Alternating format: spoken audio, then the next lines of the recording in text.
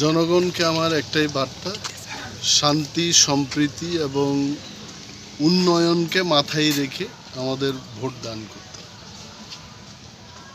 গত 4.5 বছর 5 বছরে যা আমরা দেখেছি ত্রিপুরায়, আই থিঙ্ক এইখান থেকে আমাদের একটা শিক্ষা নেওয়া উচিত।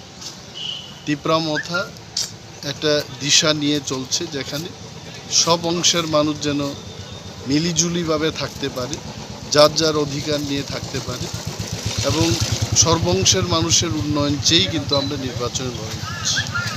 এবং জয় সম্পর্কে এই কথাই বলবো, পার্লামেন্ট থেকে শুরু করে এডিসি নির্বাচন পর্যন্ত আসারামবাড়ির যে সমস্ত এলাকা, এখানে কিন্তু সরকারের বিপক্ষে মানুষ ভোট দিয়েছে, এবং আই এম শিওর যে জয় আমাদের শতভাগ সুনিশ্চিত।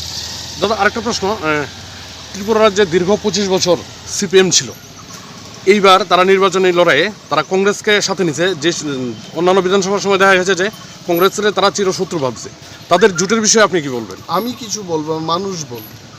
মানুষ নিজেরাই সিদ্ধান্ত নিয়ে আঙ্গুল যখন দেবে ভোটিং মেশিনে, তার প্রতিফলন। ইনফ্যাক্ট আমি as a social worker, political worker, আমি এই রেজাল্টটা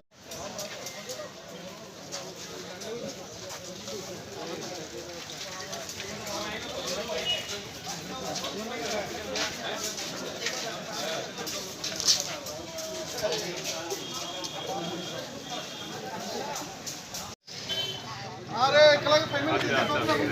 waiting room tunggu arah asung manu, tengit tengit. Tapi ya juga yang pun kayak negara, baru sudah sama. Fokus, komit, amon, komit.